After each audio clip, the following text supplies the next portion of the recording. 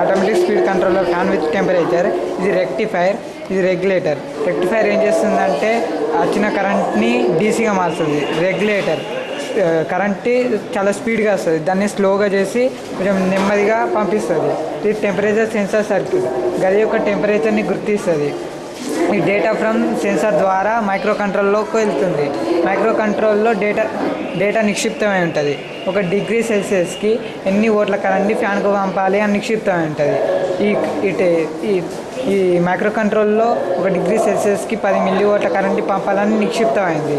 Suppose గది యొక్క temperature 25 అయితే, గది యొక్క టెంపరేచర్ 25 డిగ్రీలు అయితే 25 ఇంటూ దీంట్లో నిక్షిప్తమైంది 10 మిల్లీ వోల్ట్లు కాబట్టి 25 ఇంటూ 10 200 మిల్లీ వోల్ట్ల కరెంట్ని ఫ్యాన్ అందిస్తుంది.